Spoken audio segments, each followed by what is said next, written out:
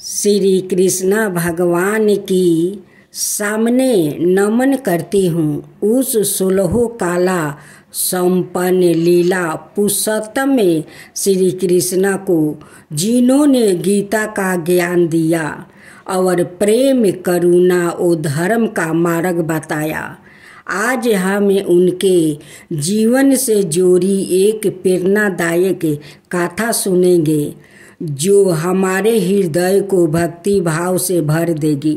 आज श्रवण करेंगे एक साथ 5 कथा। श्री कृष्णा जी की कलिया नाग पर कृपा। यमुना जी में एक बहुत गहरा कुंड था, उसमें कलिया नाग रहता था।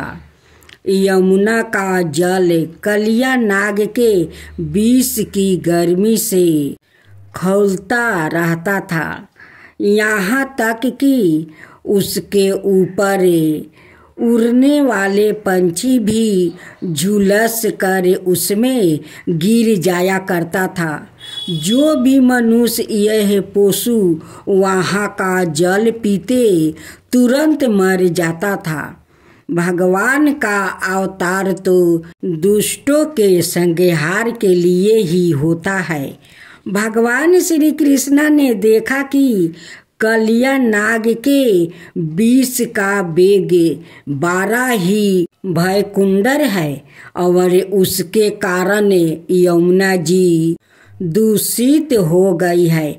मुझे इस सरफ के भय से ब्रजवासियों और यमुना जी को मुक्ति दिलानी चाहिए।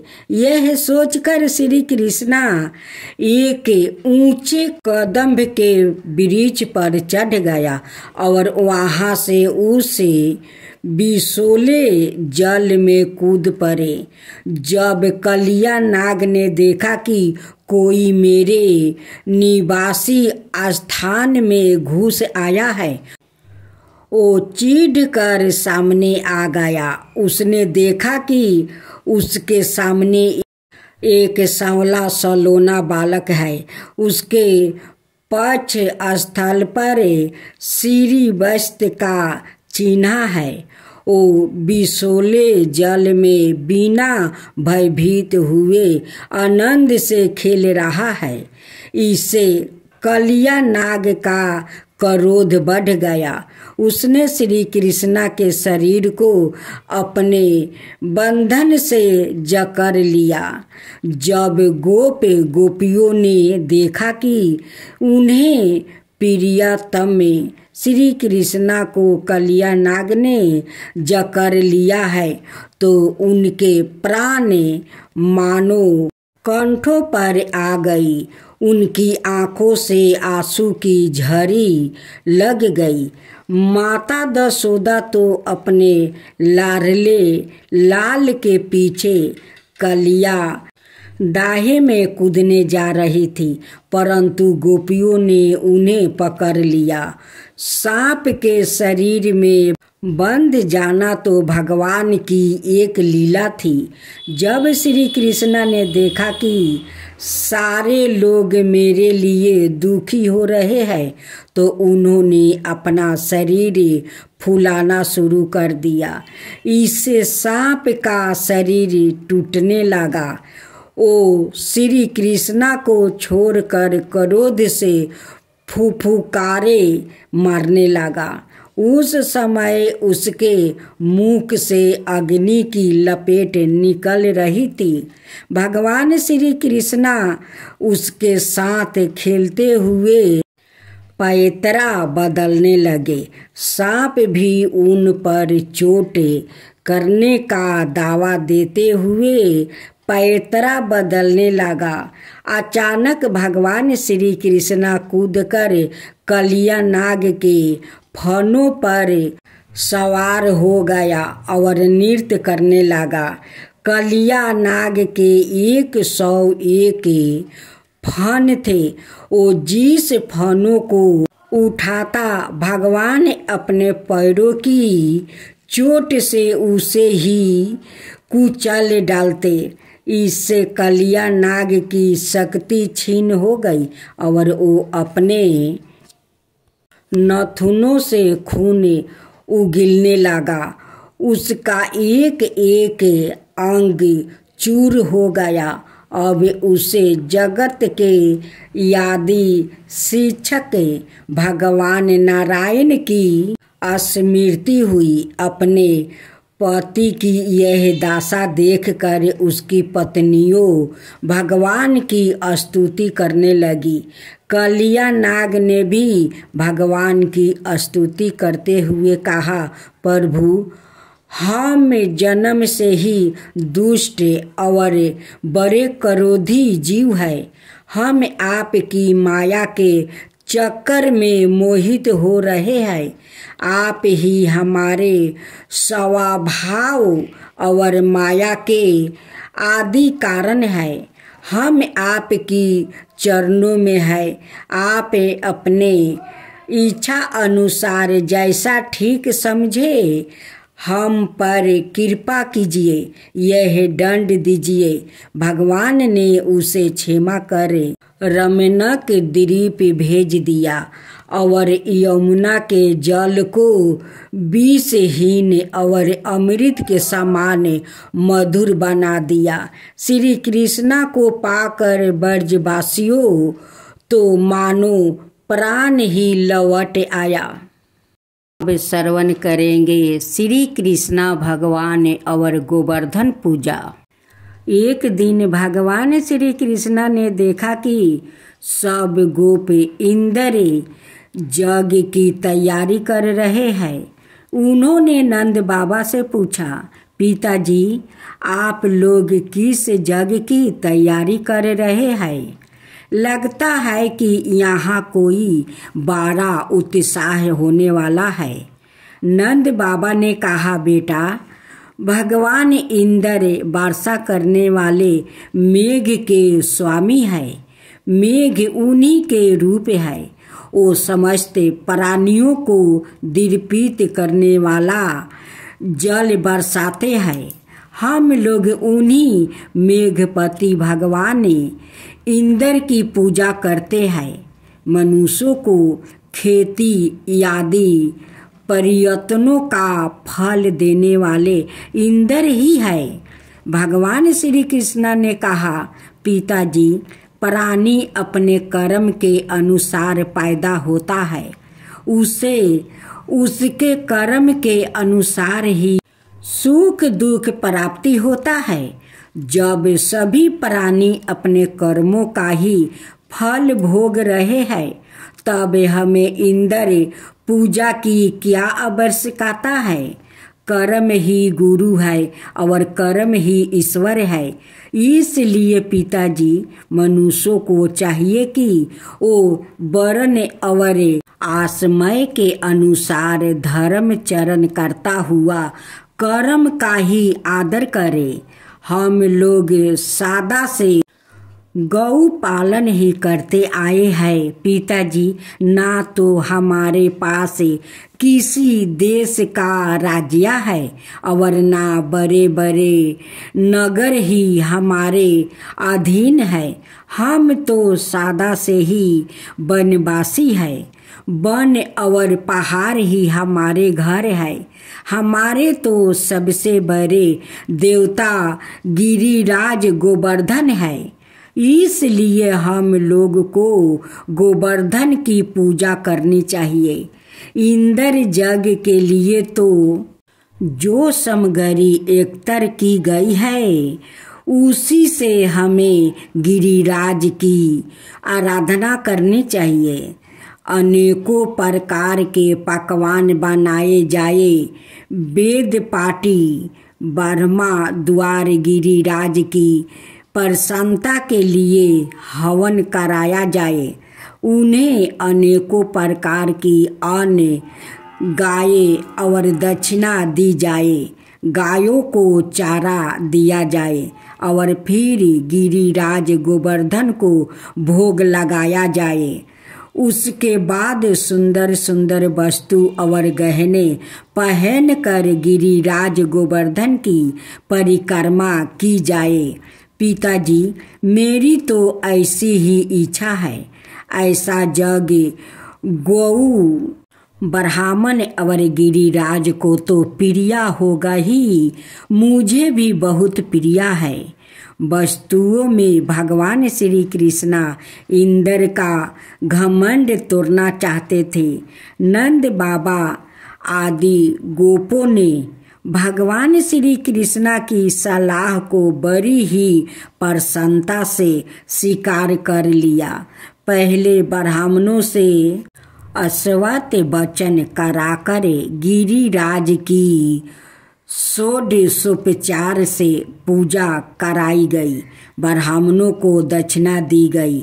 इसके बाद नंद बाबा के साथ सारे गोपियों ने गिरिराज की परिक्रमा की। भगवान श्री कृष्णा गोपों को विश्वास दिलाने के लिए गोवर्धन के ऊपर एक दूसरा विशाल शरीर धारण करके प्रकट हो गया और सारी सामग्री का भोग लगाने लगे। भगवान श्री कृष्णा ने अपने इस दूसरे स्वरूप को अनाए ब्रजवासियों के साथ सवाए भी प्रणाम किया। उन्होंने कहा, देखो कैसा आश्चर्य है, गिरिराज ने सवाए प्रकट होकर हम पर कृपा की है। यह जैसा चाहे रूप धारण कर सकते हैं। जो वनवासी जीव इनका निरादर करते हैं, उन्हें यह नष्ट कर डालते हैं। आओ हम लोग अपना और गौओं का कल्याण करने के लिए इन गिरिराज को नमस्कार करें।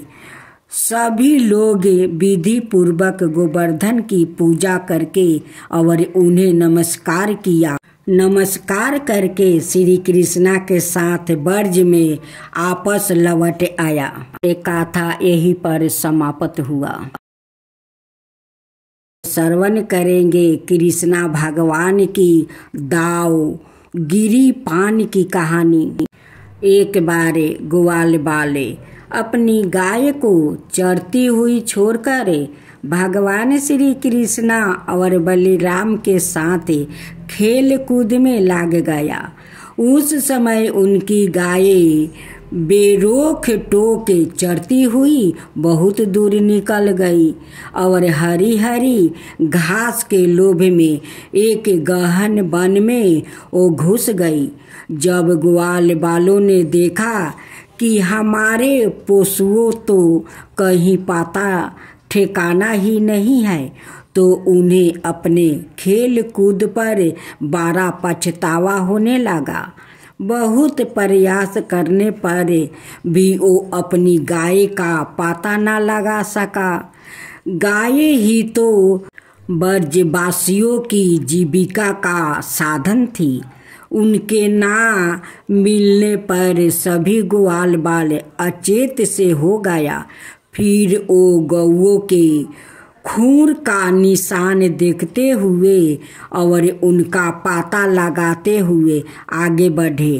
अंत में उन्होंने देखा कि उनकी गाय सड़क नोड के वन में रास्ता भूलकर डकर रही है। वो सब गायों को लेकर लौटने लगे। उस समय सारे ग्वाल वाले बिल्कुल थक गए थे। उन्हें जोर से प्यास लगी हुई थी। इससे सब के सब व्याकुल हो रहे थे। उनकी यह दशा देखकर भगवान श्री कृष्णा गायों का नाम लेकर पुकारने लगा। गाय अपने नाम की धावानी सुनकर हुंकार भरने लगी।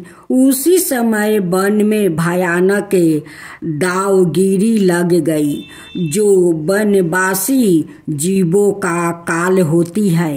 बड़े जोर की आंधी चलकर उस अग्नि के बांधने में सहायता देने लगी।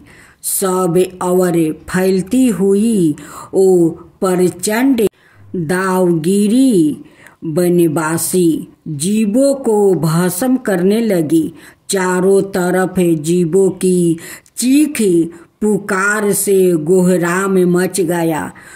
शेर, चीते, भालू आदि वन्य जीवों जो जिधर रास्ता पाते थे परस्पर बैर भूल कर वो भागने लगे।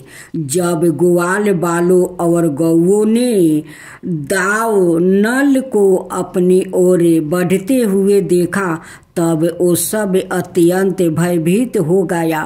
मृत्यु से भयभीत ग्वाल बाले भगवान श्री कृष्ण बलराम को घेर कर प्राण रक्षा की प्रार्थना करने लगे। उन्होंने कहा, प्यारे श्री कृष्णा, हम सब तुम्हारी शरण में है, हमें दाव नल से बचा लो।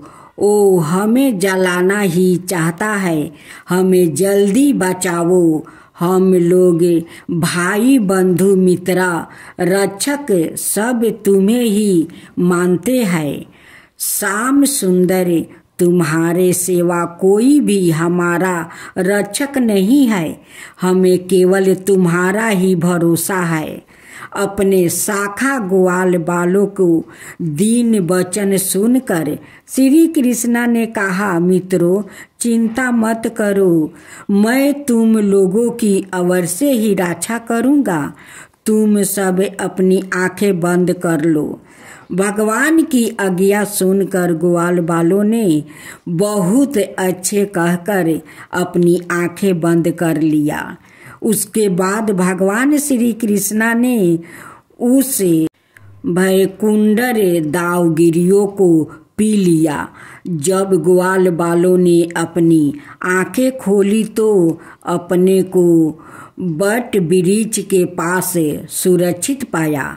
इस प्रकार अपने आप को और गौओं को दावगिरी से बाचा हुआ देखकर ग्वाल बालों को अत्यंत ही विस्मय हुआ।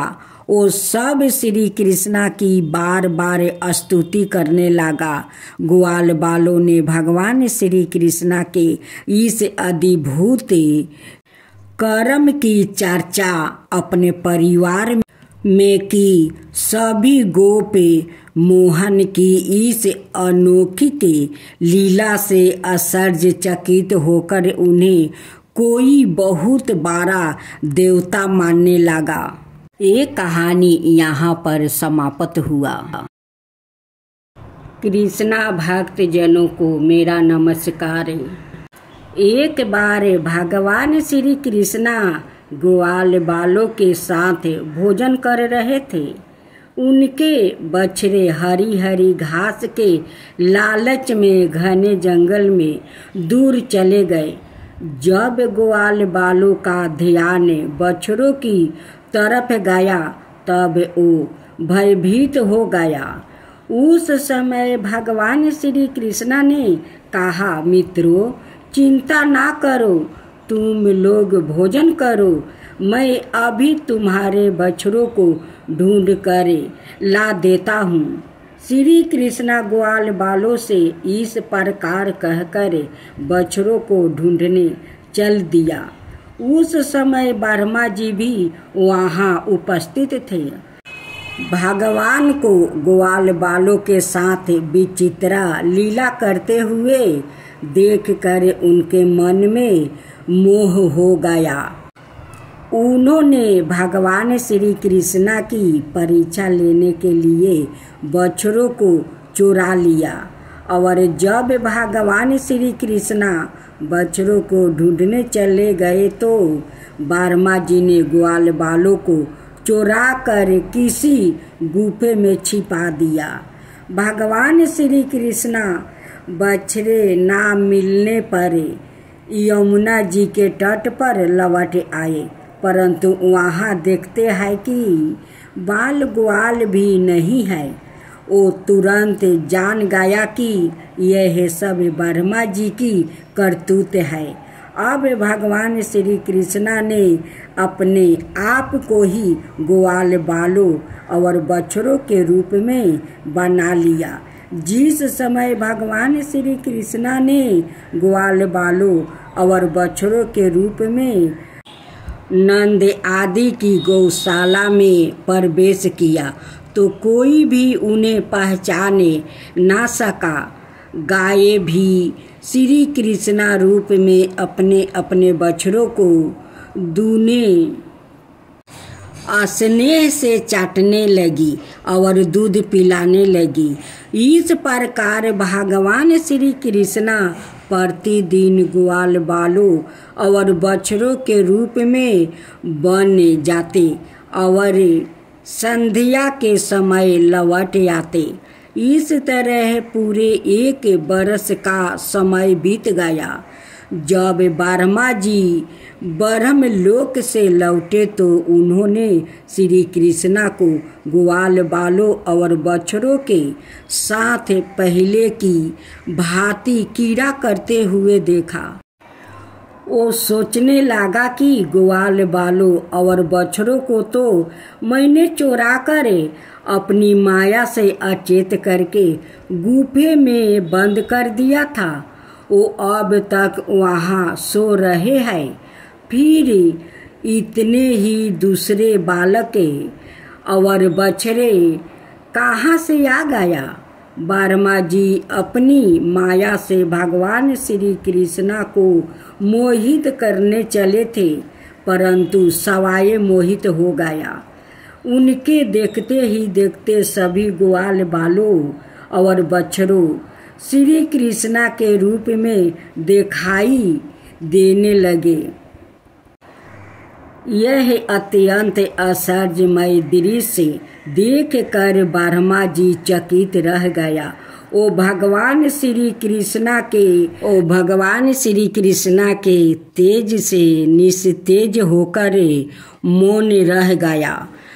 यद्यपि ब्रह्मा जी समस्त विद्याओं के केंद्र है, फिर भी भगवान श्री कृष्णा को समझने में असमर्थ हो गए। उनकी आंखें बूंद गई।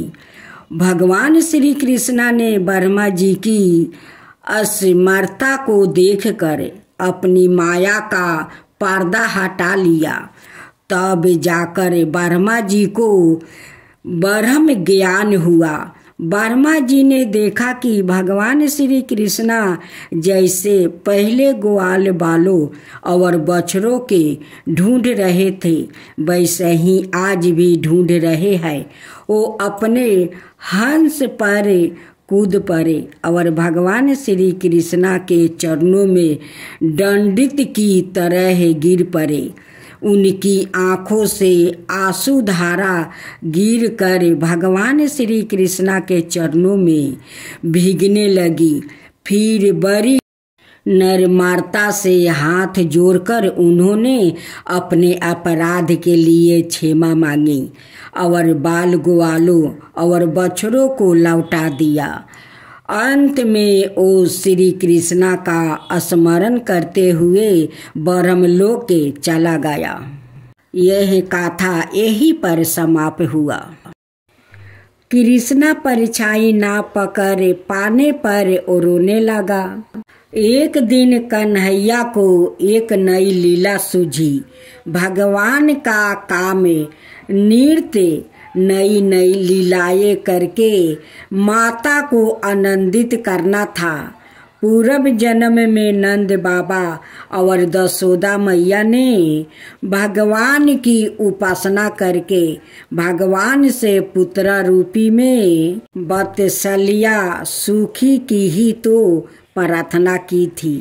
भगवान उस इच्छा को अधूरी कैसे रहने देते, इसलिए वो नृत्य नवीन बाल लीलाओं से माँ को रिझाने का प्रयास करते थे। कान्हा नंद के मणिमय आंगन में घुटनों के बल किलकारी मारते हुए खेल रहे थे। अचानक उनकी दृष्टि अपनी परछाई पर पड़ी, जो परछाई उन्हीं का अनुकरण कर रही थी। जब वो हंसते थे तो परछाई भी हंसती थी, जब वो चलते तो परछाई चलती थी। कन्हैया बहुत खुश हुआ। सोचा चलो एक नया साथी मिल गया है। घर में अकेले खेलते खेलते मेरा मन ऊब जाता है। अब यह रोज मेरा मन बहलाया करेगा। कन्हैया अपनी परछाई से बोले, भैया तुम कहाँ रहते हो? चलो हम दोनों मित्र बन जाए।